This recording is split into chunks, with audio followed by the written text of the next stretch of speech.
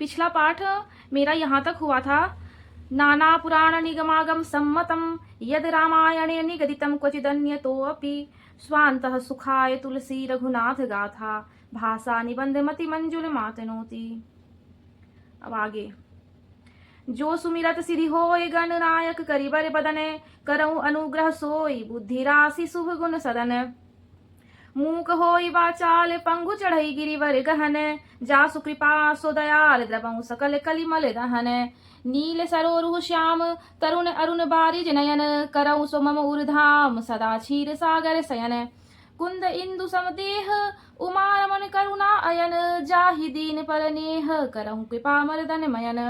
बंदऊ गुरुपद कंज कृपा सिंधु नर रूप हरि महामोह तम पुंज जासु वचन रवि कर निकरे। बंदऊ गुरुपद पदुम परागा सुरुचि सुबास सरस अनुरागा। अमीय मूरिमय चूरन चारु समन सकल भवरुज परिवारु। सुकृत संभुतन विमल विभूति मंजुल मंगल मोद प्रसूति। जन मन मंजु मुकुर मल हरनी किए तिलक गुण गण बस करनी। श्री गुरु पद नख मणिगण ज्योति सुमिरत दिव्य दृष्टि हिय होती। दलन मोह तम सोस प्रकाशु बड़े भाग उर आवई जासु। उघरहि बिमल बिलोचन ही के मिटहि दोष दुख भव रजनी के। सूझहि रामचरित मणि मानिक गुपुत प्रगट जह जोजहि खानिक। जथा सुअंजन अंज दृग साधक सिद्ध सुजान कौतुक देखत सैल बन भूतल भूरि निधान। जिन्हें स्मरण करने से सब कार्य सिद्ध होते हैं, जो गणों के स्वामी और सुंदर हाथी के मुख वाले हैं, वे ही बुद्धि के राशि और शुभ गुणों के धाम श्री गणेश जी मुझ पर कृपा करें। जिनकी कृपा से गूंगा बहुत सुंदर बोलने वाला हो जाता है और लंगड़ा लूला दुर्गम पहाड़ पर चढ़ जाता है, वे कलयुग के सब पापों को जला डालने वाले दयालु भगवान मुझ पर द्रवित हों, दया करें। जो नील कमल के समान श्याम वर्ण हैं, पूर्ण खिले हुए लाल कमल के समान जिनके नेत्र हैं और जो सदा क्षीर सागर में शयन करते हैं, वे भगवान नारायण मेरे हृदय में निवास करें। जिनका कुंद के पुष्प और चंद्रमा के समान गौर शरीर है, जो पार्वती के प्रियतम और दया के धाम हैं और जिनका दिनों पर स्नेह है, वे कामदेव का मर्दन करने वाले शंकर जी मुझ पर कृपा करें। मैं उन गुरु महाराज के चरण कमल की वंदना करता हूँ, जो कृपा के समुद्र और नर रूप में श्री हरि ही हैं और जिनके वचन महामोह रूपी घने अंधकार के नाश करने के लिए सूर्य किरणों के समूह हैं। मैं गुरु महाराज के चरण कमलों की रज की वंदना करता हूँ, जो सुरुचि सुंदर स्वाद सुगंध तथा अनुराग रूपी रस से पूर्ण है। वे अमर मूल संजीवनी जड़ी का सुंदर चूर्ण है, जो संपूर्ण भव रोगों के परिवार को नाश करने वाला है। वह रज सुकृति पुण्यवान पुरुष रूपी शिवजी के शरीर पर सुशोभित निर्मूल विभूति है और सुंदर कल्याण और आनंद की जननी है। भक्त के मन रूपी सुंदर दर्पण के मैल को दूर करने वाली और तिलक करने से गुणों के समूह को वश में करने वाली है।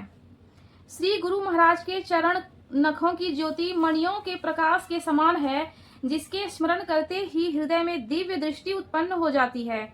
वह प्रकाश अज्ञान रूपी अंधकार का नाश करने वाला है। वह जिसके हृदय में आता है, उसके बड़े भाग्य हैं।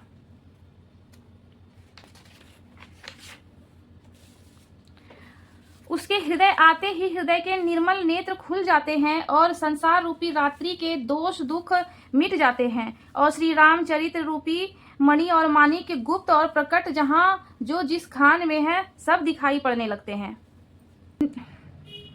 जैसे सिद्ध अंजन को नेत्रों में लगाकर साधक सिद्ध और सुजान पर्वतों वनों और पृथ्वी के अंदर कौतुक से ही बड़ी सी खाने देखते हैं। गुरुपद रज मृदु मंजुल अंजन नयन अमीय दृग दोष विभंजन। तेहि करि विमल विवेक विलोचन बरनऊ रामचरित भव मोचन। प्रथम मही सूर्य चरना मोह जनित संशय सब हरना। सुजन समाज सकल गुण खानी करऊं प्रणाम सप्रेम सुबानी। साधु चरित शुभ चरित कपासु निरस विसद गुणमय फल जासु। जो सही दुख पर छिद्र दुरावा बंदनीय जेहि जग जस गावा। मुद मंगलमय संत समाजु जो जग जंगम तीरथ राजू। राम भक्ति जहाँ सुर सरिधारा सरसई ब्रह्म विचार प्रचारा। विधि निषेध मय कलिमल हरणी करम कथा रविनंदनी बरनी हरि हरि कथा विराजति बेनी सुनत सकल मुद मंगल देनी ना बटु विश्वास अचल निज धर्मा तीरथ राज समाज सुकर्मा सबहि सुलभ सब दिन सब देसा सेवत सादर समन कलेसा मम्मी क्यों देखना है मुझे अकथ अलौकिक तीरथ राउ दे सद्य फल प्रकट प्रभाव कुछ बोलो सुनि समझई जन मुदित मने मज्जहि अति अनुराग लहहि चारि फल अछत तनु साधु समाज प्रयाग सियावर रामचंद्र की जय।